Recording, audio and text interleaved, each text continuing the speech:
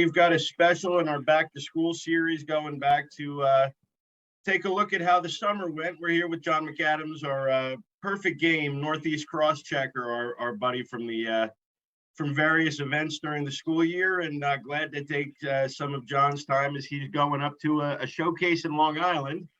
So he's not driving the car, he's in the car, and he's taking some time to talk with us about some guys who impressed him over the summer. Thanks for taking the time, John. Yeah, thanks for having me. Looking forward to talking about some of the guys in Jersey. Yeah, and just so everybody knows, this is not any sort of perfect game rankings list. Nobody should feel slighted if we don't catch them. You know, there's some guys who are very highly ranked who, you know, either shut it down or were slow over the summer or didn't do as much, and we'll just assume that they've kept their really good spots, and we're not going to worry about them for the sake here. So we want to talk some guys who, you know, made an impact on what you saw this summer. And maybe the biggest name, and certainly a new one for me, because he's doing most of his work out of New Jersey, but Alfonso Rosario with a crazy summer, and just want to talk about him a little bit. Sure. Special athlete, attending P27 Academy down in South Carolina. He's from Newark, New Jersey. But has been playing down there from the summer in his high school years. Goes to PG National, 101 miles an hour from the outfield, which would tie the record, which would later be broken on the same day. Sub 760 with monster power and BP, and then it translated into games all summer with five-star national.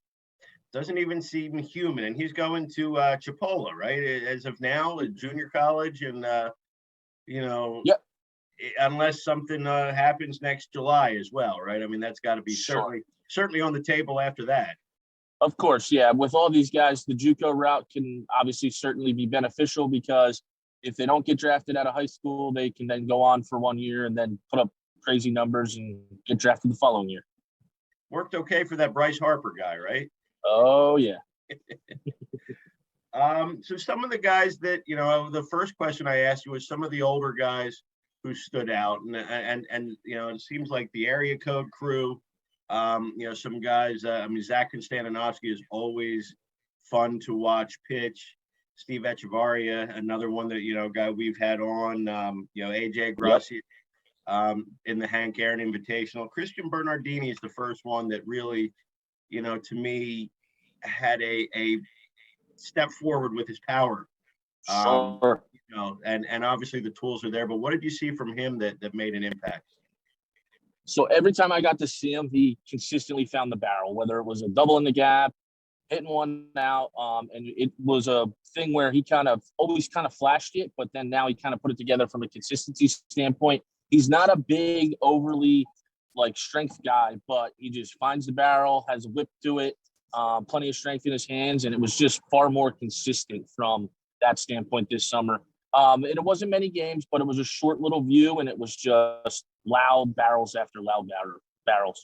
St. John's got to be very happy with that, I would think. Oh, yeah. And Michael Chirivallo, another one that you know, was under the radar and now on the radar, and certainly got his commitment in recently.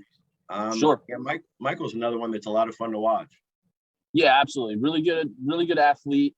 Him and Carson Applegate are probably the best two hitters on that talented Hun team. And one could say maybe Chirivallo had a better year, but that is what it is.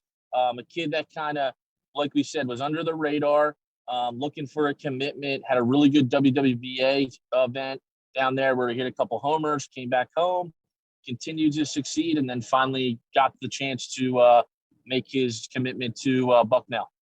Yep. Now, some of the 24, because it's mostly 23s that came to mind, but you did throw a couple 24s in there. Jackson Appleman, who every time I see him looks bigger and stronger. Yep. You get to the point where we can't call him lanky anymore. No. And Landon Mack is another one, you know, down South Jersey, Sure. on that fine chain of Rutgers guys. What did you see out of him?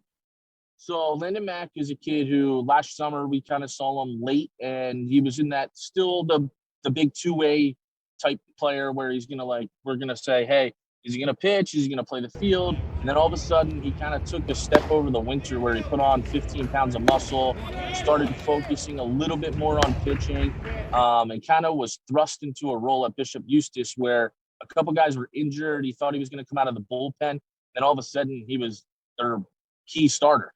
And he ended up throwing a bunch of innings consistently in the mid to upper 80s, topping out at 89.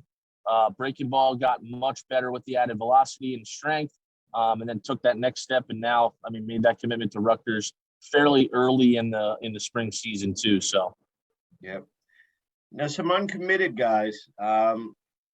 Peyton Bond's name certainly jumps out because there's anytime that your last name is Bonds and there's a connection to Barry and Bobby there, but as a nephew. Peyton Bonds, though, somebody like that kind of crazy athletic talent, is he one of the guys, the first uncommitteds that jumps out at you? Sure, yes. He's a freak athlete. He's always going to show well in that workout standpoint with the power. It's going to be probably the loudest BP you're going to see amongst the group. And then he's done a better job of translating it into game because that was kind of an issue where, all right, you see this kid in a showcase atmosphere. He runs really well. The BP, it's like an electric factory. And then all of a sudden, there's some swing and miss in the game. He's done a better job, kind of shortened up the swing and gotten to the point where now he's making consistent contact to go with that power. So it's an intriguing set of tools that's going to probably be a late ad, but it could eventually be something special.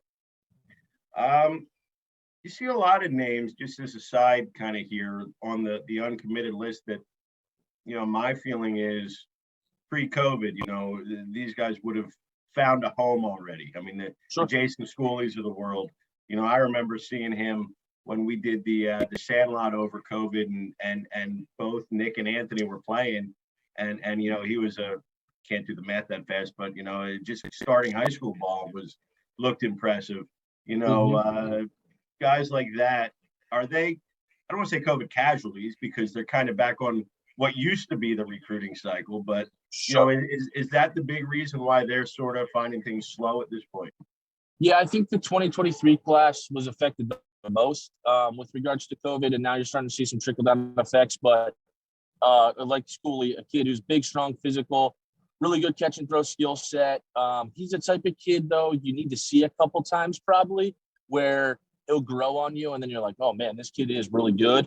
And so I think that's the thing. There's been some scrambling as far as the college coaches because, one, they need to do their due diligence on the kids they've already committed because they haven't been able to see them as often because of COVID. And then they have to try to finish off that 23 class. If they didn't have a kid, maybe that wasn't good enough. They had to make a change type thing.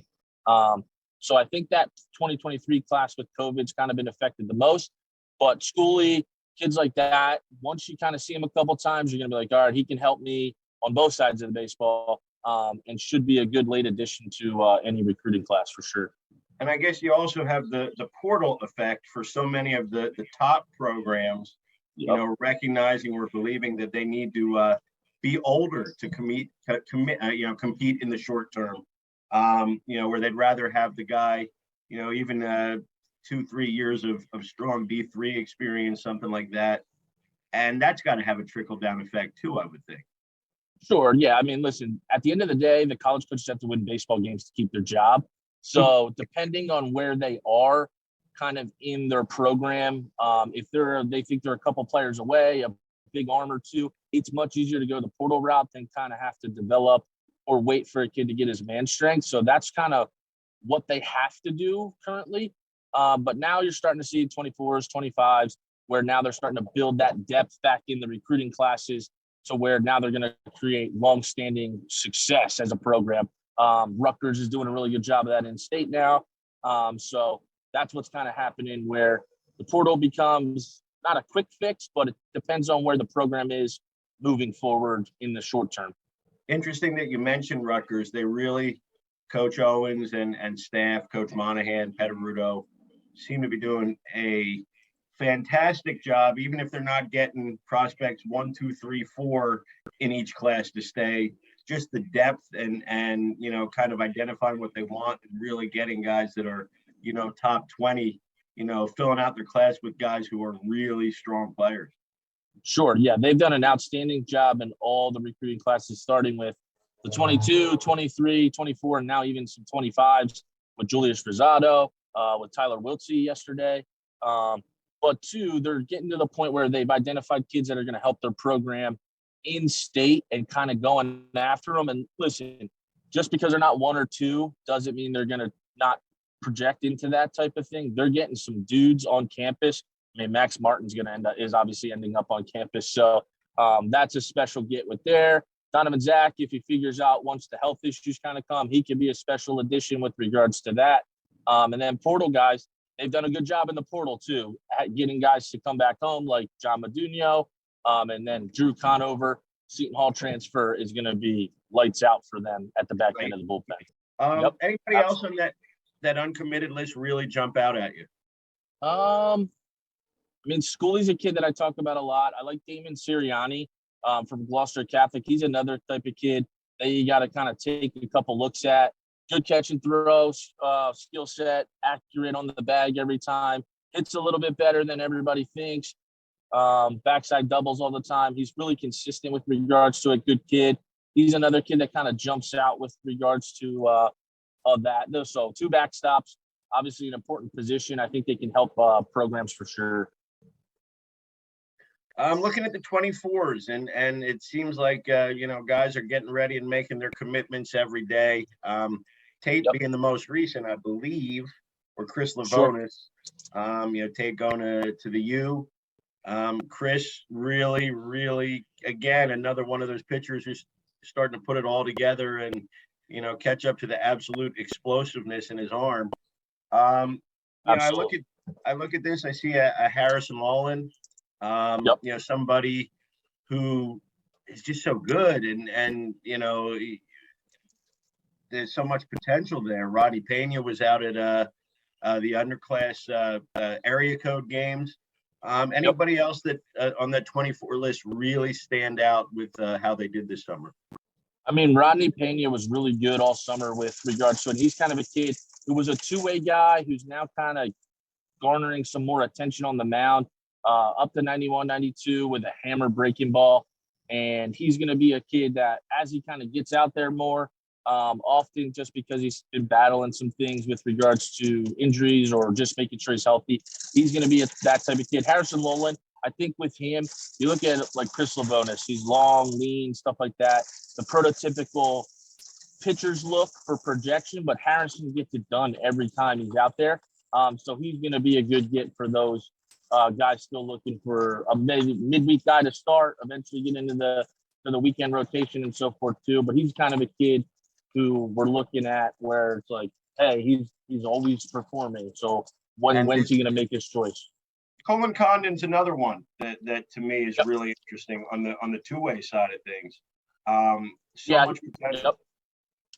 Yeah, good bloodlines. His dad runs the program that he's been playing for in a training facility. He's the type of kid, he doesn't per se pass the eye test when you're walking onto the field, but then all of a sudden it's a double and a homer, and then he jumps on the mound to close out a game, and he's 87, 89 with a good breaking ball, and you're like, oh. Yeah. And then so he was outstanding in in a couple different events up here in Staten Island and stuff with Perfect Game. So he's the type of kid who can help on both sides of the baseball. He's an interesting kind of guy as we move forward here out of the quiet period. He had a couple good late starts on the mound. So once quiet period's over, somebody could jump on him pretty easily. And how about a Jack Sweeney? Seeing him the ball jumps off his bat every time. Had a really good season, obviously, for Allentown High School as well with regards to that. So it's a type of kid who I think now he's probably ready to make a commitment and he's probably going between what the best fit is, where he can potentially play. But it's athleticism, strength, projection for more. It's pretty exciting too. 25's an interesting group, and I mean you've got your early commitments. Brett Gable just going to Virginia Tech. Marcelo Harshaw, I know you want to talk about because you're exceptionally high on him. Wake Forest. Tyler Wiltsey just it seems like 3 seconds ago joining the Rutgers class. I'm going to start you with a quarterback down at a somewhat baseball school, but probably a bigger football school, and someone who really jumped out as a two-way, and that's Logan Dawson at Eastern High. Yep, he fits the bill. Long, lean, athletic kid, like you said. He's a quarterback, potential two-way guy. I actually saw him in a really good moment down in Georgia on the mound, where he had some mental toughness in a tight spot against a really talented team. He obviously showed the arm strength and so forth. It's a smooth left-handed stroke, athleticism in the infield. May outgrow shortstop depending on how big he gets, where you can kind of stay there for now, see how it kind of ends up, and then go from there. But it's a complete package of athleticism and projection that's going to be pretty loud when all is said and done. Now we'll let you talk about the next big arm from Seton Hall. Marcelo, obviously a great great summer, early commit to Wake Forest, and to commit to Coach Mascari, you got to be mentally tough. Oh yeah, definitely. Yeah, Corey's one of those guys. He's going to make sure you're ready to toe the rubber when you get there. So Marcelo was a kid that I had seen a couple times, and it was intriguing. Long levered kid, some arm speed, and then all of a sudden he comes out and it's like 86, 88, touching 90, grabbed a 91 with a pretty good breaking ball, and he absolutely dominates for 4 2/3 innings. It's like, wow, what is this? And then talking to Wadaka, who he throws with, and so forth, he's put on some good weight. Obviously, strength plays with regards to everything that we do in baseball, so he's starting to gain some physical strength there. And then all of a sudden, now it's lightning quick arm speed with a hammer breaking ball, feel for a changeup, and looking like he's going to follow in that long lines of big arms that come out of Seton Hall, whether it was Porcello, Martinez, Sprock, Sherwinski, all of them. They've had a few. Chase Groberger's one I know you think very highly of, and now becoming more and more of a two-way guy. Obviously he made his first kind of bones as a pitcher, really. But you got a kid who can run sub 6'7" already, putting the bat on the ball pretty well, and got a lot of skill on in the outfield too. Sure. Yeah, dynamic athlete. Like you said, it was kind of, hey, he had really, really good arm strength, was kind of showing well on the mound, and then maybe the two-way stuff kind of took a backseat for a moment, but then all of a sudden you see him run the 60, it's 6'8", 6'7", plays the outfield with athleticism, obviously the arm strength plays, and then he hit right in front or right below Max Martin. So he saw a lot of pretty good pitches as a freshman, was able to produce a pretty good clip.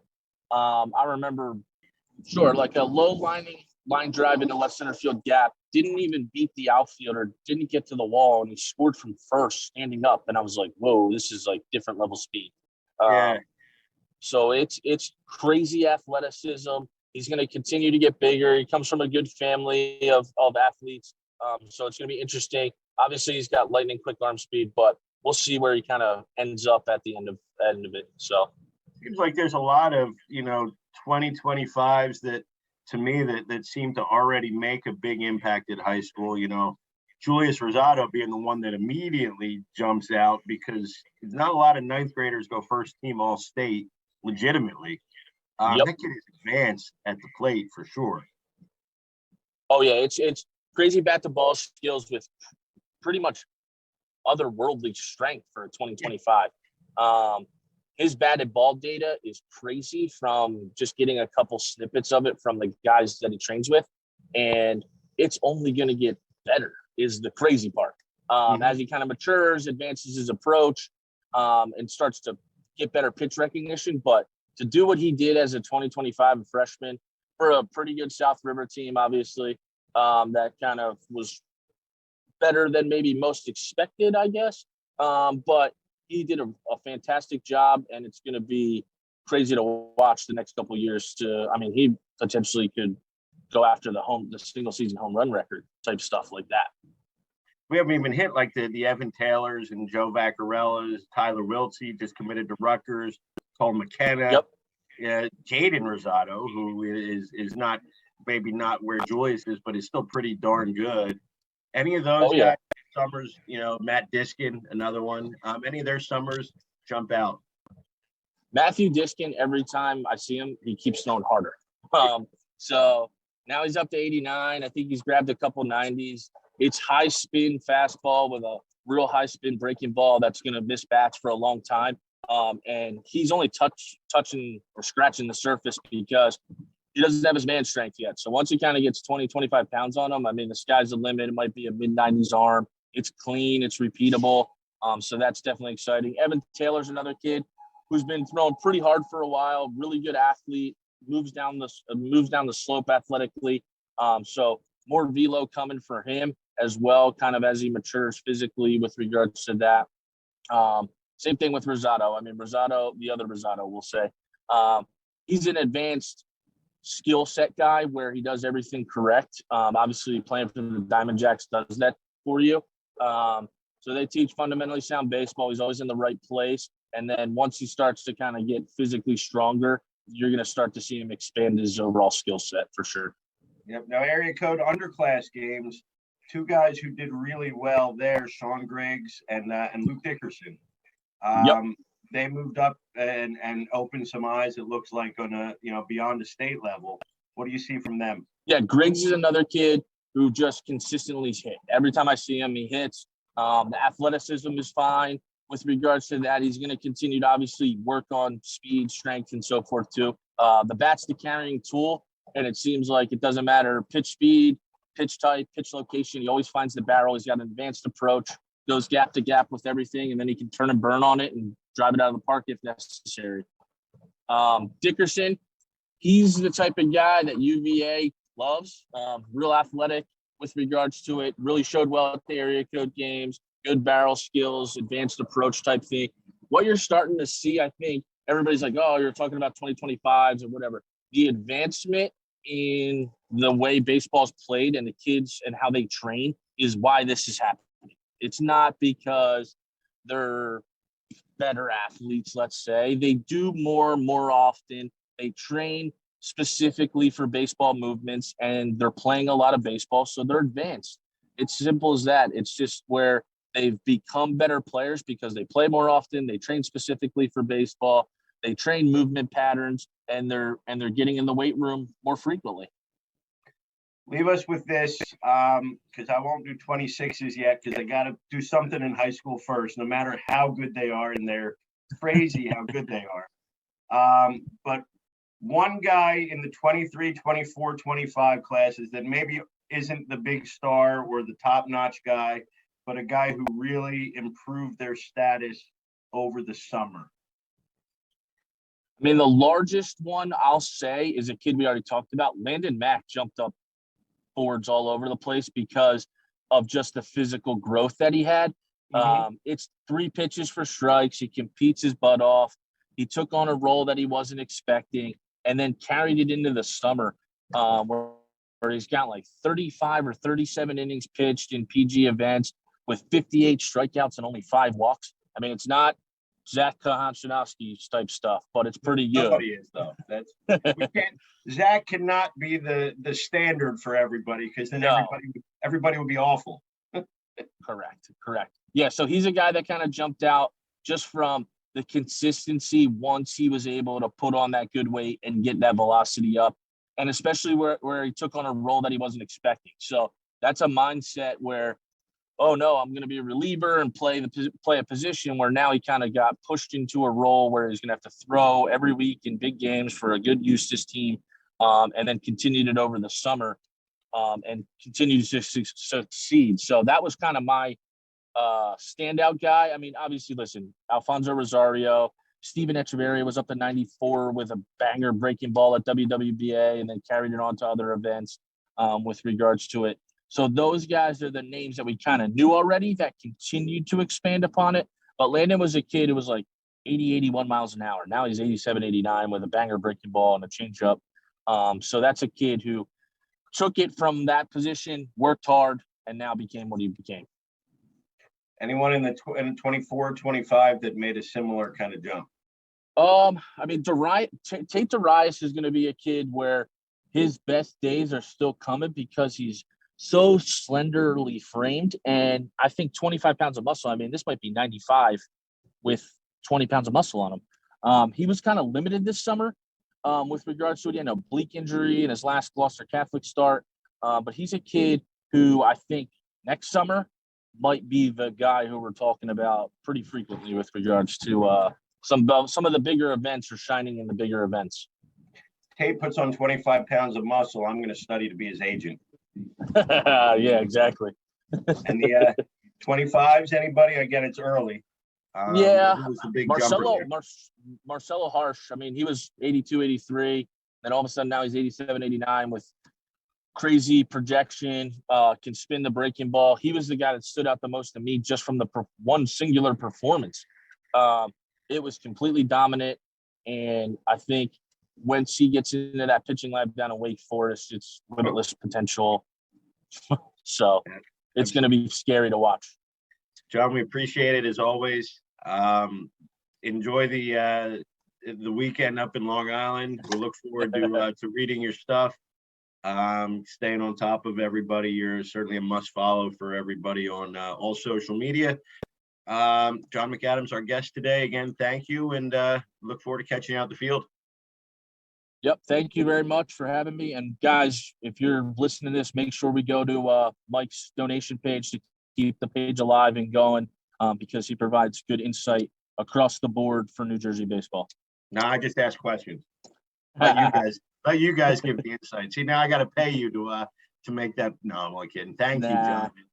Always appreciate it, and we'll see you probably at some scout days or something in the fall. Yep, you got it. Take care, Mike.